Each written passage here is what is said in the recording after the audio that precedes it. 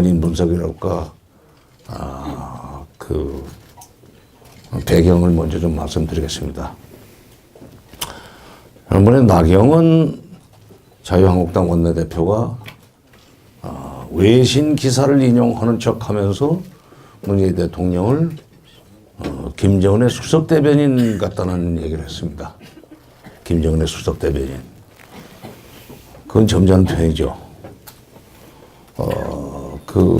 툭하면은 무슨 나라를 들어다가 김정은에게 바치려고 한 그런 식의 얘기들을 많이 합니다.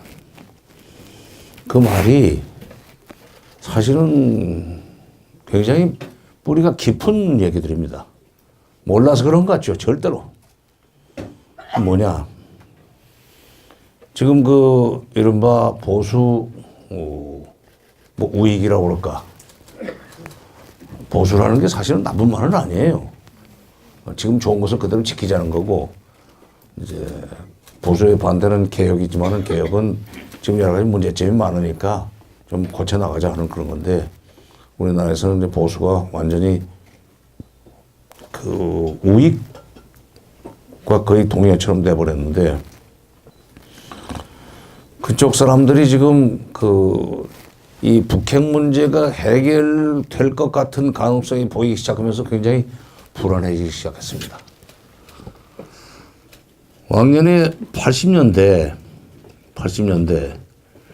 통일부 기자실에서는 북한은 만주벌판이다 하는 그런 얘기들을 많이 했어요. 뭐든지 나쁜 일만 일어나거나 또는 정부가 국민을 탄압해야 될 필요가 있을 때는 북한 핑계대면 되는 거예요. 남북 간에 일체 접촉도 없고 왕래도 없는 그런 상황에서는 북한한테 전부 다 뒤집어 씌워도 북한이 뭐 해명을 기회도 없고, 또 설사 이쪽에서 모든 걸 자기한테 뒤집어 씌운다고 할지라도 이쪽에서는 또 저거 발 빼는구만. 원래 저는 나쁜 놈들이 변명을 잘해 하는 식으로 하면은 많은 국민들은 정부에서 그렇게 몰고 가는 대로 그게 사실인 줄 알던 시절이 있었습니다. 광주에 북한군 600명이 들어왔다고 얘기하는 것도 결국 북한 핑계대고 그 나쁜 짓을 정당화하려고 그러는, 그때는 그렇게 된다고 생각했었어요. 그리고 다른 지역에서는 다 그게 사실인 줄 알았던 사람들이 상당히 많습니다. 지금까지도 그 주장한 사람은 뭐 건강하대요. 한 분은 저 개인적으로 아는 분이 총리까지 지내신 분이에요. 노태우 정부 시절에 총리를 하신 분입니다. 제가 개인적으로 잘 아는데, 제가 이제 김대중 정부에서 차관 장관을 하다 보니까 완전히 김대중 사람으로 그쪽은 분류를 하고 있지만, 저는 사실 김대중 대통령은 일면식도 없었어요. 노무현 대통령도 일면식도 없었습니다. 김영삼 정부 시절에는 청와대 가서 통일비서관도 3년 8개월이나 했어요. 저도 김영삼 대통령하고도 일면식도 없었는데, 그건 뭐 직무 연관성 때문에 그냥 순서에 의해서 뽑혀갔을 뿐인데, 김대중 사람, 노무현 사람 뭐 이런 식으로 이제 분류를 하는 사람이 많죠. 근데 저는 그냥 통일한 사람입니다. 저는 통일한 사람인데, 무슨 얘기 끝에 정 박사. 그때는 제가 장관도 끝나고 난 뒤죠. 그렇죠. 5.18 때 북쪽에서 600명이나 군대가 내려왔었는데 말이야. DJ가 그때 정부에서 지휘를 했거든. 그 내가 정색을 하고, 선생님, 미국의 총리를 지내신 분이 그런 말씀을 하시면 어떻게 합니까? 대한민국에 60만이 넘는 대군이 있는데 그 인민군이 어디로 옵니까? 공중으로 옵니까? 땅굴로 옵니까? 걸어서 옵니까? 철조망 뚫고? 바다로 들어옵니까? 올 수 있어. 아니, 말이 되는 말씀을 하십시오. 말이 되는 말씀을 하시라고. 몰라서 그래. 북쪽은 무슨 짓이든지 할 수 있어. 그런 식의 얘기예요. 그러니까 북쪽에다가 터넘기면은 변명도 못하고 모든 걸 뒤집어 쓰는 그런 시절이 있었죠. 그래서 이제 국가보안법으로 많은 사람을 참 반박정희, 반전두환, 반군부, 반체제라고 해서 참 애매하게 죽이고 한 적이 있었는데 바로 그래도 됐던 시절이 끝나가고 있습니다. 4.27 남북정상회담 이후 그리고 6.12 북미정상회담 이후 한반도 정세가 어떻게 전개될 것인지 전망을 해두고 그다음에 한반도에 평화가 뿌리내리도록 하기 위해서 어떤 일을 한국 정부가 해야 될 것인지 좋은 의견이 있으면 좀 제언을 해달라 하는 주문을 했어요. 그랬더니 일본에서 온 한반도 전문가인 오고노기 마사오라고 개요대학 명예교수, 정치학 교수가 있어요. 한국말을 잘합니다. 북한의 원전을 그대로 읽을 수 있는 사람이니까. 외국의 한반도 전문가 중에 한글을 가지고 북한 원전을 읽어서 노동신문을 읽고 북한 연구를 하는 사람이 그렇게 많지가 않아요. 되게 미국에서 무슨 CSIS 이런 데서 뭐라고 북한 전문가라고 하는 사람들은 그거는 한국 신문에서 이 영자신문 같은 데 나오는 기사 좀 있고 그놈으로 이제 정리를 해서 얘기를 하기 때문에 자기가 직접 원전을 보지 않으면은 이 말 속에 숨어 있는 뜻을 알 수가 없습니다. 영어로 번역하면 완전히 또 다른 얘기가 되어버리죠. 근데 그 사람은 한국말을 잘 알고 뭐 북한 원전도 있고 노동신문도 꾸준히 보고 하는 사람인데 그 오고노기 교수가 그래요. 문재인 대통령은 참 운이 좋은 대통령이다. 분단 국가의 대통령으로서 참 운이 좋다. 왜냐? 때마침 김정은과 트럼프를 만났다. 김정은은 확실하게 비핵화를 하고 그리고 경제를 발전시키고 싶어 한다. 그런 점에서 그야말로 진정성 있는 진정성 있게 비핵화하려고 그러기 때문에 잘만 하면은 북핵 문제를 해결할 수 있고 그래서 한반도에 평화를 가져올 수 있고 또 한쪽에 트럼프는 그전 뭐라 그럴까 미국의 정치권에서는 그 사람이 듣보잡이에요. 공화당에서 공천도 안 주려고 했던 사람 아니에요. 이게 대통령까지 가려면 내가 상원의원 경력을 가지고 있든지 주지사 경력을 가지고 있든지 해서 쭉 커와야 되고 그야말로 기업들의 정치 자금을 받아서 이제 크게 돼 있는데 그래서 되게 이제 그 대통령이 돼도 소위 군산복합체를 제일 큰 것이 군산복합체니까 대형 이 군수산업체들의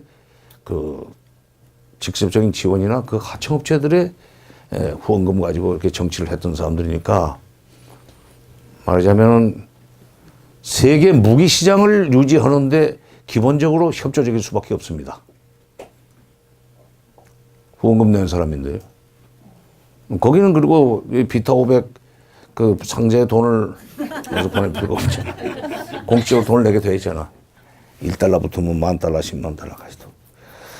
근데 이건 자기 돈으로 부동산 재벌 출신이 갑자기 자기 돈으로 대통령이 됐기 때문에 미국 관료 사회에서는 좀 무시를 당하고 있습니다. 저게 언제까지나 할지 모르겠다. 그래서 계속 탄핵 얘기 나오는 게 말하자면 워싱턴 정가에서는 가짜는 거야. 경력이 좀 약해요. 스펙이 별것이 없어. 빌딩 몇 개 가지고 있고. 뭐 여성 편력도 좀 복잡하고. 그런데 그렇기 때문에 지금 미운 털이 베개 있고 기회만 있으면 무슨 끌어내리려고 그러지만은 이 사람은 이 사람대로 자기가 지금 재선까지 좀 노리고 있는 사람입니다. 누구든지 되면은 재선 하려고 그러죠. 재선까지밖에 못하니까 국회의원은 뭐 6번까지도 할 수 있고 뭐 10번까지도 할 수 있지만 그러니까 재선을 위해서는 외교 분야에 있어서 업적을 하나 내야 되겠는데 마침 김정은이라는 소위 예상치 못했던 카운터파트를 만나가지고 얘기를 해보니까 잘하면 이 북핵 문제를 해결할 수 있을 것 같다. 그 북핵 문제라는 건 미국 정치사에서 어떤 의미가 있냐면 오바마 8년도 동안에도 해결할 것처럼 해결 못했고 부시 8년도 압박만 했지 해결 못했고 오히려 문제를 키워놨고 클린턴 정부 때도 8년 동안 해결을 했는데 지금 이 쿠션 달고 있는 볼턴이 부시 정부 들어와서 초기에 북한을 자극해서 북한이 그 판을 깨고 나가도록 만들었어요. 그래서 제가 재수없다고 그랬었어요. 스토리를 다 얘기했는데 조선일보가 앞뒤 다 빼버리고 17년 전에 이 사람이 이런 나쁜 짓을 했기 때문에 우리한테는 매우 참 그 기분 나쁜 사람이다. 기분 나쁜 사람이라고 했으면 괜찮을 텐데 재수없다고 그러니까 좀 말이 좀 천박해서 그게 이제 언론에 쓰기 좋게 얘기가 됐죠. 바로 이 사람은 자기보다 선임 그 대통령들이 24년 동안이나 재임하면서 북핵 문제를 해결할 것처럼 하다가 해결 못하고 오히려 문제를 키워놔서 결국 드디어 자기가 대통령 되자마자 북한이 그동안에 축적된 기술을 토대로 해서 미국의 뉴욕이나 워싱턴까지 도달할 수 있는 장거리 미사일까지 개발해 버렸단 말이에요.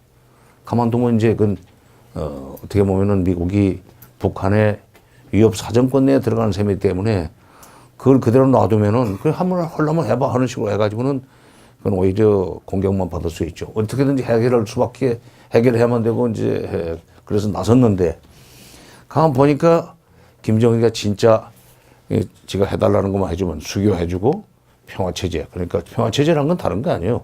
군사적으로 미국이 북한을 치지 않겠다는 약속입니다. 6.25 후에 체결한 정전협정을 평화협정으로 바꿔주고 그리고 미국이 군사적으로 북한을 치지 않겠다는 약속만 하면은 자기는 핵을 내려놓겠다는 얘기를 트럼프한테 6월 12일 날 싱가포르에서 진지하게 했던 것 같아요. 사실 그 전에 김정은은 판문점에 와가지고 도보다리 대화에서 아주 진정성 있는 얘기를 했습니다. 배석자 없는 자리에서 얘기했지만은 미국이 그걸 지붕기로 다 수집해서 다 소리를 들었다고 봐야지. 못하는 짓이 어디 있습니까, 그 사람들이. 세상에서 문제 청와대도 도쳐오는 사람들인데. 도보다리에서 문재인 대통령과 하는 얘기가 나중에 소개가 됐는데 미국이, 그게 핵심입니다. 미국이 종전하고 우리에게 불가침을 약속한다면 우리가 왜 핵을 가지고 경제적으로 어렵게 살겠습니까? 그러니까 경제적으로 잘 살고 싶다. 잘 살기 위해서는 이 핵을 포기해야 된다는 걸 내가 잘 안다. 근데 그냥은 어렵다. 왜냐하면 핵을 내려놔도 미국이 우리를 밟아 죽이지 않겠다는, 밟아 죽일 거라지 않을 거라는 보장만 했으면, 그러니까 지금 뭐로 가지겠느냐. 그동안에 핵을 가지려고 했던 것은 미국이 군사적으로 북한을 언제 칠지 모른다는 불안감 때문에 그때 방어수단으로서 핵을 갖겠다고 시작한 거예요. 93년부터입니다. 근데 그 뿌리도 92년에 미국, 사실 북한이 미국에 쫓아가 가지고 충격적인 제안을 했었습니다. 앞으로 미국이, 그러니까 우리는 소련하고 90년에 수교를 했고, 그 다음에 92년에 중국하고도 수교하지 않았어요?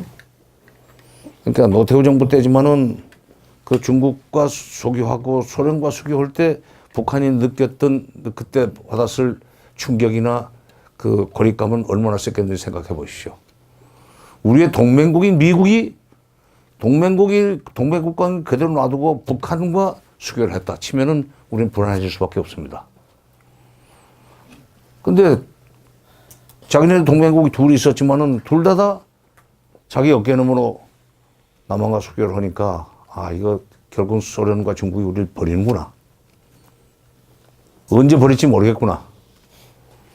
그런 이제 그 위기감에서 미국에 쫓아갔어요. 쫓아가가지고 앞으로 수교만 해준다면, 조미 수교만 해준다면 우리가 남쪽에 주둔하고 있는 미군의 철수를 요구하지 않겠습니다. 통일된데도 미군은 조선반도에 남아있을 수 있을 겁니다. 유산과 역할을 바꿔야 되겠지만, 근데 그때 아버지 부시 때 거절했어요. 그리고 미국이 그렇게 나오니까, 북한이 그렇게 나오니까, 이것들이 좀 다급했구나. 그래가지고, 핵을 개발할지 모른다는 의혹을 제기하면서 국제 원자력 기구를 시켜가지고 샅샅이 뒤져라. 하여튼 물증만 나오면 가만 안 둔다 하는 식으로 밀고 들어오니까 북한이 좋다.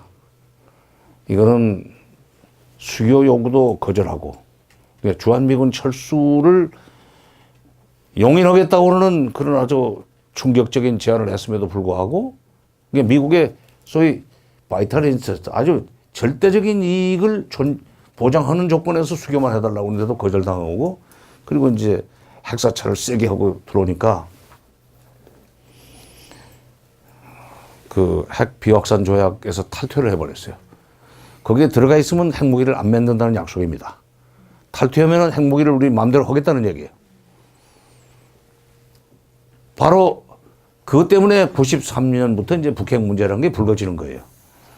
그래서 클린턴이 그걸 이제 클린턴 정부 때 93년에 취임하자마자 그 1월 달에 취임했는데 3월 달에 이렇게 터졌죠.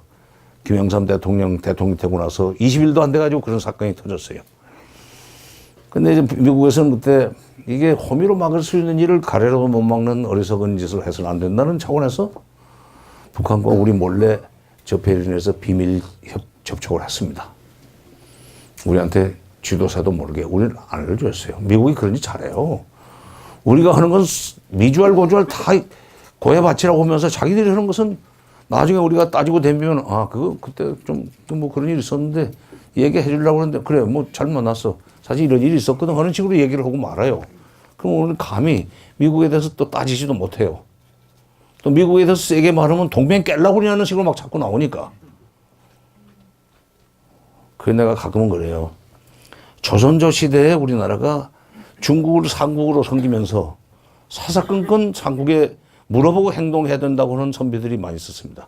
관리들도 있고. 요즘 미국은 청나라 말에 그 중국 같지는 않지만은 사사건건 물어봐야 된다고 그러고 미국한테는 모든 것을 소상하게 보고를 하고 승인을 받아야 된다는 식의 철학을 가지고 있는 사람들이 많이 있습니다. 속국근성이죠. 네. 근데 그런 사람일수록 아주 탁 거드름 잘 펴요. 미국 앞에서는 쩔쩔매면서도 다른 사람들 앞에서는 아주 큰 소리 치고 그런 사람들은 이제 미국이 지금 트럼프가 자기의 정치적 목적 때문에 비핵화를 하려고 하는 것이 굉장히 불안해져요. 비핵화를 하면은 결국 이제 작년 6월 10일 날 싱가포르에서 어떤 약속을 했는가?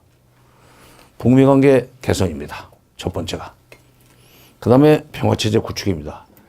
정치 외교적으로 미국이 북한을 치지 않고 인정하고 대사관을 평양에 보내고 북한의 대사관이 와싱턴에 들어간다는 얘기예요. 그 다음에 정전협정을 평화협정으로 바꾸면 군사적인 적대 행위는 이제 더 이상 못하게 됩니다. 북한이 정전협정 하에서 언제 그걸 깨고 군사적 도발을 할지 모른다는 이유로 해가지고 지금 이 주한미군이 여기 있으면서 한미연합사도 만들고 뭐 그러면서 한국군을 완전히 자기네 그 부하군대로 쓰잖아요. 그렇게 만든 게 또 이승만 대통령이에요. 참 이승만 대통령은 존경하는 사람은 한없이 존경하더구만 남북관계사나 국제정치사 외교사를 보면은 참 그분은 참 무슨 생각을 가지고 대통령 하셨는지 좀 의심이 들어요. 김정은은 그런 경제를 살리기 위해서 비핵화를 하겠다는 것을 문 대통령한테도 얘기를 했지만은 트럼프한테 얘기를 하니까 트럼프가 말이 되거든요. 그래서 이란의 북미 관계 개선 약속을 해줬어요. 새로운 조선민주주의인민공화국과 미 합중국은 새로운 관계를 수립하기 위해서 공동으로 노력하기로 했다. 그게 이란입니다. 6.15 공동선언에. 새로운 관계랑은 그동안의 관계가 적대적인 관계였는데 우호적인 관계로 발전해 나간다는 얘기죠. 두 번째가 한반도의 영구적인 항구적인 평화체제를 구축한다. 그게 군사적으로 북한을 치지 않겠다는 약속입니다. 그러니까 미국이 종전하고 불가침만 약속하면 우리가 왜 핵을 가지고 경제를 어렵게 살겠습니까 하는 얘기가 바로 6.12 판문점 북미 공동선언에 그대로 그 순서대로 들어간 거예요. 그리고 세 번째가 비핵화입니다. 네 번째 미군유해 송환 발굴 및 미군유해 발굴 및 송환은 그것은 이제 덤으로 준 거고. 그러니까 트럼프가 김정은의 진정성을 인정했기 때문에 지금도 I love him이라는 소리를 자꾸 하는 거예요. 편지만 보내면 뷰티풀 레터라고 그러고. 그 사람이 말이 좀 해프긴 해요. 그러니까 미국의 정치권에서는 그야말로 참 대책이 없는 사람입니다. 예측 불가능하고. 그게 오히려 트럼프의 이제 정치적 경쟁력이 역설적이 되고 있는데 바로 그런 사람이 북핵 문제를 해결해서 자기가 정치적 입지를 키우고 역대 대통령 세 사람의 대통령이 24년 동안 해결하지 못했던 그 문제를 해결했다고 하면 미국 외교에 있어서는 커다란 업적이 됩니다. 그러면 사우스 다코타인가 큰 바위 얼굴이라고 조지 워싱턴 링컨 네 사람만 들어가 있는데 웬만한 사람 존 F 케네디도 안 넣어주더라고요. 근데 그것까지는 못 들어가겠죠, 이제. 그러나 어쨌든 미국 외교사에서는 거대한 족적을 남긴 대통령이 될 수 있습니다. 노벨 평화상은 당연히 가는 거고. 바로 그런 김정은과 트럼프의 국내 정치적 입지 때문에 이 문제가 해결될 수 있는 가능성이 높아지면서 문 대통령이 결국 한반도 운전자 내지는 길잡이, 중재자, 촉진자 역할을 할 수 있게 돼 있다 이거예요. 요게 문재인 정부 시절에 와가지고 북핵 문제가 해결돼 버리면은 그리고 남북 관계가 좋아지고 북미 관계가 좋아지면 남북 관계는 따라서 좋아질 수밖에 없습니다. 지금은 공동 연락사무소가 개성공단에 같이 사무실을 두고 있지만 앞으로 미국과 북한 사이에 대사관계 연락사무소만 교환 설치를 해도 대사관 수립하기 전에 먼저 연락사무소부터 교환 설치를 해요. 미중 간에도 그랬었습니다.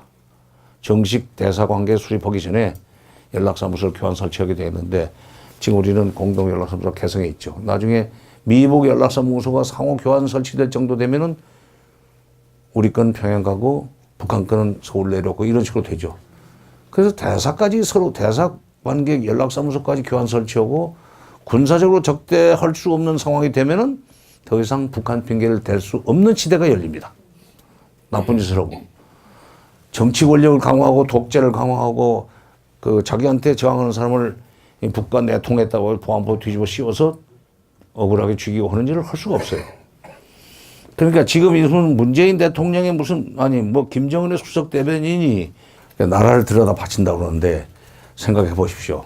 우리가 GDP 총액이 IMF 추계로 1조 5천억 달러입니다. 1인당 소득이 3만 불이에요. 5천만 인구에. 북한은 1,600, 1,700달러입니다. 2,500만에 저게 400억 달러가 조금 들똥말똥해요. 400도 조금 넘는구나. 400억 달러면 우리 1년 국방 예산입니다. 그러니까 GDP 총액이 400억 달러면은 그 중에서 국방비로 쓸 수 있는 것이 기껏해야 한 얼마나 되나 반도 안 되고 GDP 국가 예산 GDP 총액의 한 60%를 사회주의 국가는 예산으로 잡습니다. 한 240억 달러 정도의 국가 예산 규모 속에서 거기서 절반을 써도 120달러밖에 안 돼요. 120억 달러. 그럼 우리 국방 예산 3분의 1밖에 안 됩니다. 싸움이 안 되는 거예요. 핵과 미사일 때문에 그러는데 핵은 절대로 우리한테 못 씁니다. 그건 걱정하지 마십시오. 건병 있는 사람들은 핵을 가지고 핵폭탄을 터뜨려 가지고 우리 남쪽을 초토화시켜 놓고 공산을 하려고 그런다. 사람을 죽여놓고 공산을 하면 뭐랍니까? 근데 이제 북한 핑계대는 짓을 할 수가 없으니까 조선일보도 그렇고 지금 되게 이제 북한 핑계대고 저렇게 그런 거 아닙니까? 나라를 들여다 바치려고 그런다. 자, 1조 5천억 달러의 GDP를 가지고 있는 나라가 왜 400억 달러밖에 안 되는 저 가난뱅이한테 가서 우리나라를 책임져 주십시오 하고 갖다 바치겠어요. 5천만 인구를 가지고 있는 대한민국을 왜 2,500만짜리 가난한 나라에 갖다가 내가 책임 못 지니까 당신이 알아서 해 주시오 했어요. 에? 북한이 다가 섭니까? 말이 안 되는 소리예요. 그러니까 앞으로 들여다 바치려고 한다면 그 숫자를 가지고 얘기하십시오. 아니, 3만 달러. 3만 달러, 1인당 개인 소득이 평균 3만 달러 되는 나라의 살림을 1인당 1,600, 700달러밖에 안 되는 살림을 하는 거기다가 왜 갖다 맡기냐? 살림을 갖다 맡기려면은 살림이 넉넉한 데다가 갖다 맡기는 거지. 부엌에 연탄하고 있어 솥단지 딱 하나 있는 데다 대고 기와집을 왜 갖다 들어다 바칩니까? 앞으로 우리가 그런 숫자를 가지고 좀 반박을 해주세요. 좀 알고 얘기 좀 하라고. 어? 모르면은 이제 저 선동이 되긴 되죠. 수석 대변인도 그래요. 김정은이 그러니까 비핵화의 진정성을 믿을 수 없는데 왜 문재인은 진정성을 믿고 자꾸 미국과 북한을 연결시켜 주려고 그러냐. 김정은의 대변인이냐. 김정은의 대변인을 하려면은 김정은 얘기도 대변인이라는 건 김정은 얘기도 트럼프한테 전달해야 되고 트럼프 얘기도 김정은한테 전달해야 될 거 아니에요? 이번에 이제 한미 정상회담은 거기서 나온 얘기를 북한한테 전달해주고 둘이 잘해봐라 하는 식으로 이제 그걸 흥정을 붙여줘야 됩니다. 그러면 트럼프 수석 대변인은 괜찮고 김정은 수석 대변인은 안 된다는 얘기밖에 안 되는데 그러면 아니 문제를 해결하기 위해서는 이쪽 저쪽 얘기를 다 듣고 전달해주면서 값이 맞게 조정을 해줘야 될 거 아니에요? 그건 부동산 중개사도 하는 짓이에요. 그렇게 해서라도 우리 국민들이 전쟁 공포 없이 살 수 있게 되면 되는 거지. 그걸 수석 대변인이라고 해서 기분 나빠서 그 일을 못하게 만드냐 이게. 이 소위 북한 핑계대고 지금 그동안에 군사독재 했고 군사독재 하는 기간 동안에 협조하면서 소위 기득권을 구축해온 사람들은 이것이 허물어지는 것이 두렵습니다. 그것 때문에 그러는 거예요. 심지어 이제 일제 때 그것까지도 들쳐나서 무슨 반민특위를 잘못해가지고 국론을 분열시켜서 지금까지도 이렇게 됐다 그런 얘기를 하는데 그것도 문제가 되니까 또 분명히 그때는 해방 후 반민특위라고 그러더니 2019년 반문특위가 말을 바꾸는 바로 그런 것 때문에 그러니까 소위 대북 적대를 전제로 한 또는 반북, 대북 적대 그다음에 모든 걸 공산주의와 민주주의의 싸움으로 자유와 그 독재의 싸움으로 이분법적인 사고를 하던 시절에 구축된 기득권이 허물어지는 것이 무서운 사람들이 지금 이렇게 저항을 하는 겁니다. 상당히 오래 갈 거예요. 그러니까 미국의 와싱턴에 북한 대사관이 들어가 버리고 평양에 미국 대사관이 들어가 버리고 우리도 남북 간에는 관계는 이건 국가 관계가 아니기 때문에 대사관은 명칭은 대사관은 못 써요. 실질적으로 대사관 기능을 할지라도 연락 대표부 뭐 이 정도로 이제 하게 돼 있는데 어쨌건 그런 정도 되면은 북한이 그렇게 나쁜 집단만은 아니다 하는 것이 확인이 되기 시작하면 북한 핑계는 더 이상 못 되는 거 아닙니까? 그것 때문에 지금 이렇게 저항을 하는 거예요. 더구나 이제 지금 광주 이번에 지금 그것이 다시 불이 붙었지만 광주 그때 5.18 때 북한 핑계 대고 그걸 정당화했던 거 아니에요. 지금 와서는 그것이 완전히 나쁜 짓이었다는 것이 이제 막 다 증언들이 나오면서 좀 뒤집어지려고 그러지만 역사는 다시 정리가 되겠죠.